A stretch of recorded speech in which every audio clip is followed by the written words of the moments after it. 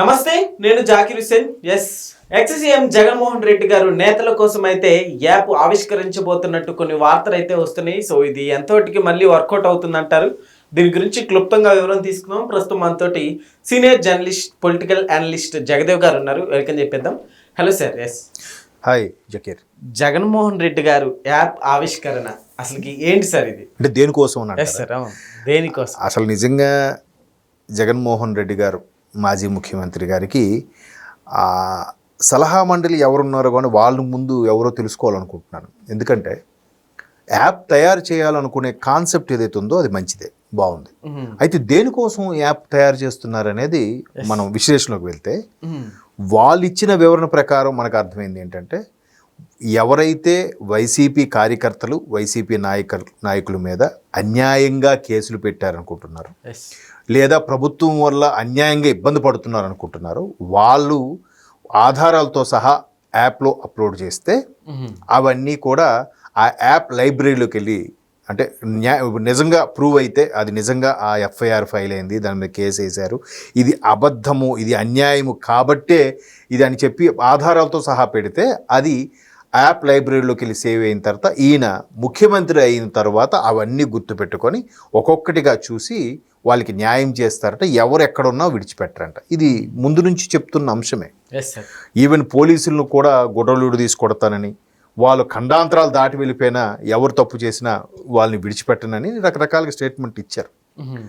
ఇది పక్కన పెడితే అసలు యాప్ అనేది ఎప్పుడైనా సరే ఒక పార్టీ రెడీ చేస్తుందంటే ఫస్ట్ థింగ్ కార్యకర్త యొక్క సభ్యత్వం కోసమో, కార్యకర్త యొక్క బాగోగుల కోసమో, కార్యకర్తకి ఒక బీమా సదుపాయం కోసము, లేదా హెల్త్ టిప్స్, హెల్త్ కండిషన్స్ కోసమో ఎవరైనా ఫస్ట్ ముందు అడుగు వేసే దాంతో చేస్తారు.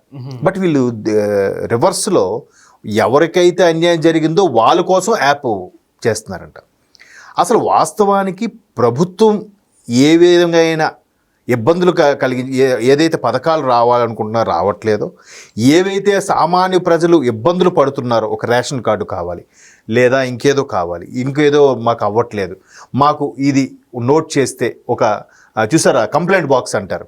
మీకు ఎలా చెప్పాలంటే, ఒకే ఒక్కడు సినిమాలో క్లైమాక్స్లో అర్జునే సీఎం అయిన తర్వాత ప్రతి వీధిలోనూ ప్రతి కాలనీలోనూ ఒక కంప్లైంట్ బాక్స్ పెడతారు. ఆ కంప్లైంట్ బాక్స్ అనేది కేవలం ముఖ్యమంత్రి డైరెక్ట్గా ఓపెన్ చేసి చదువుతాడు అనమాట. ఆ కంప్లైంట్లో ఇక్కడ వీధి ముఠా వాళ్ళు వచ్చి పార్కులో అసభ్యంగా బీర్లు తాగుతున్నారు, వాళ్ళ ఆట కట్టించండి అంటే వెంటనే ముఖ్యమంత్రి, అంటే ఇంకెవరైనా సరిగ్గా పట్టించుకోరేమో డైరెక్ట్గా ముఖ్యమంత్రికి వచ్చేలాగా ఒక కంప్లైంట్ బాక్స్ పెడతాడు. అది ఆ సినిమాలో చూపించారు. అంటే అదొక ఇంప్లిమెంట్ చేస్తే బాగుంటుంది ఉద్దేశంలో. సో ఇక్కడ అలాంటివి ఏవైనా పెడితే ఎక్కడ సమస్య ఉంటే అక్కడికి మాజీ ముఖ్యమంత్రి వెళ్ళిపోయి నలుగురు జనాలతోనో ఒక 50 మంది, ఒక 500 మంది జనాలు పోగేసుకుని అక్కడ ధర్నా చేయడం, వాళ్ళకి న్యాయం చేసేలాగా చేస్తారేమో అని అనుకుంటే కాదంట. ఇప్పుడు కంప్లైంట్ ఇచ్చి చేస్తే అంటే ఇది ఒక విధంగా చెప్పాలంటే ఏ రెడ్ బుక్ అని చెప్పి వీళ్ళు భయపడుతున్నారో, ఇబ్బంది పడుతున్నారో, ఆ రెడ్ బుక్ సంబంధించిన రెడ్ యాప్ అనమాట. ఇది రెడ్ యాప్ అనే చెప్పాలి. యాంటీ రెడ్ యాప్ అనాలో ఓన్లీ రెడ్ యాప్ అనాలో తెలియదు. ఇక్కడ నిజంగా అంటే నారా లోకేష్ గారిని ఏమన్నా కాపీ కొట్టారు అనుకోవచ్చు సార్? యాక్చువల్లీ ఏమోనండి, కాపీ కొట్టడం అంటే ఇప్పుడు సేమ్ కాపీ కొట్టొచ్చు, కాకపోతే ఆ కాపీ కొట్టామని చెప్పడానికి ఇగో అడ్డొస్తుందిగా.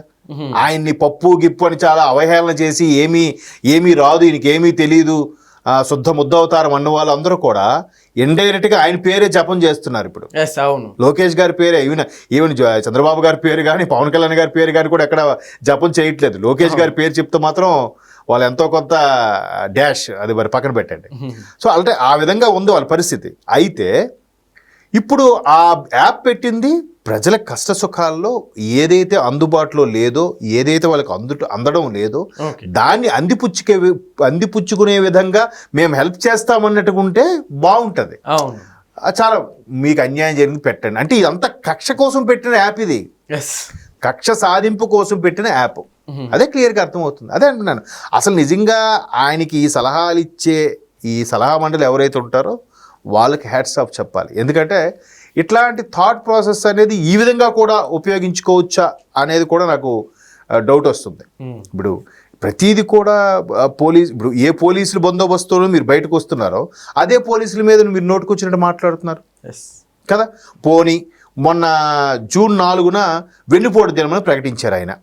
వెన్నుపోటు దినమని ప్రకటించినప్పుడు నేను ముఖ్యమంత్రి అయ్యాక మరలా ఈ కేసులన్నీ తీసుకొని అందరికీ న్యాయం చేస్తానని చెప్పిన మనిషి మరి వెన్నుపోటు దినమని ప్రకటించి ఈయనే ముందు అక్కడ ధర్నాలో ముందు ఉండుకొని నిలిపి ఎక్కడో కూర్చుంటే సామాన్య ప్రజలందరూ వచ్చి ధర్నా చేయాలంటే ఈయన మాత్రం రాడట ప్రజల్లోకి.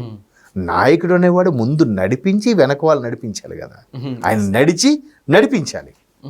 లేదు నేను డైరెక్టర్ లాగా గైడెన్స్ ఇస్తాను, మైక్లో చెప్తాను, మీరు వెళ్ళిపోండి, మీరు ఫాలో అయిపోండి, అధిష్టానం నుంచి ఒక లెటర్ పంపిస్తా, ఒక ఫ్యాక్స్ పంపిస్తా, మీరు దాని ప్రకారం ధర్నా చేశారంటే ఎవరు చేస్తారు?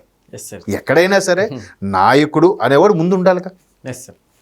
ఇప్పుడు ఒక తెలంగాణ ఉద్యమంలో చూసుకోండి, జేఏసీ ఒక కమిటీ ఒక ఏర్పడి ప్రొఫెసర్ కోదండరామ్ గారు లాంటి వాళ్ళు కూడా ప్రతిసారి ముందున్నారు. ఈవెన్ కేసీఆర్ గారు లాంటి పార్టీ తరపున వచ్చిన వాళ్ళు ముందున్నారు. కాంగ్రెస్ తరపు వాళ్ళు కూడా అప్పట్లో కొంతమంది ముందున్నారు. నాయకులుగా వాళ్ళు ముందుండి తర్వాత కార్యకర్తలు నడిపించారు. అంతేకాకుండా వీళ్ళు అక్కడ ఎక్కడో గాంధీ భవన్లో కూర్చొని, ఈయన తెలంగాణ భవన్లో కూర్చొని మీరు చేయండి ఆ ధర్నాలు, ఎక్కడ నుంచి టీవీలో చూస్తుంటాను అంటారా? సో మొన్న ఆయన అలా చేశారు. అలాగా ఈ యాప్ అనేది సామాన్యులకు అందుబాటులోకి, వాళ్ళకు ఉపయోగకరంగా, వాళ్ళకి మౌలిక సదుపాయాలకు సంబంధించి, వాళ్ళకి నిత్యావసరాలకు సంబంధించి ఉపయోగం ఉంటే అప్పుడు బాగా క్లిక్ అవుతుంది, జనాల్లో ఆదరణ కూడా పెరుగుతుంది. అలా కాకుండా దాన్ని ఏమంటారు, కక్ష సాధింపు కోసం మేము యాప్ పెడుతున్నాం, దీంట్లో మీరు అన్నీ అప్లోడ్ చేయండి, మేము ముఖ్యమంత్రి అయిన తర్వాత చూసుకుంటామంటే ఆ అతి నమ్మకం ఏంటో నాకైతే అర్థం అవ్వట్లేదు. బట్ యాప్ కాన్సెప్ట్ కూడా మంచి కాన్సెప్టే, కానీ దాన్ని ఈ విధంగా వాడొచ్చు అని వాళ్ళు ఇప్పుడే ప్రూవ్ చేశారు. సంతోషం. నిజంగా వాళ్ళ నమ్మకం చూస్తుంటే ఈసారి కూడా వై నాట్ 175 అనే నినాదంతో వస్తారనుకోవచ్చు. ఖచ్చితంగా ఈసారి మళ్ళీ ఆ నియోజకవర్గాలు బైఫికేట్ పెరిగితే చెప్పలేం, కానీ లేదంటే మీరు అన్నట్టు వై నాట్ 175 అంటారు. మరి ఈసారి 1+7+5 1+7+5 అవుతుందో లేదా 1+5 6 అవుతుందో చూడాలి. మరి ఆ విధంగా వాళ్ళు యాప్కి సంబంధించిన థాట్ ప్రాసెస్ని ఎంచుకున్నారు అంటే మరలా అంటే మీరు అన్నట్టు వై నాట్ 175 అనేది మరలా నవ్వొచ్చే అంశం. కానీ అంటే వాళ్ళ నమ్మకానికి జోహార్లు, కానీ మనం చేసే పనులు బట్టే ఆ నమ్మకం. ఎక్కడ నాయకుడు అన్నాడు ముందు నడిచి బయటికి జనాల్లోకి వచ్చి, ఆయన ఎప్పటి నుంచో వస్తానంటున్నారు కదా జనాల్లోకి, మరలా వెళ్తానంటున్నారు కదా, వెళ్ళట్లేదు ఎందుకు అంటే ఇప్పుడు నుంచి వెళ్తే ఎలక్షన్స్ టైంకు మళ్ళీ ఆదరణ కరువు అవుద్దనా?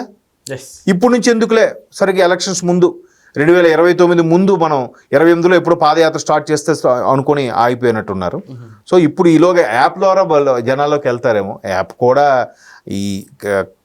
ఇలాంటి వాటి కోసం యాప్ ఉపయోగించడం అనేది మరి ఇంకా వాళ్ళకి ఎవరు చెప్పారో కానీ అది గ్రేట్ అనిపిస్తుంది అంతే. Okay sir, thank you.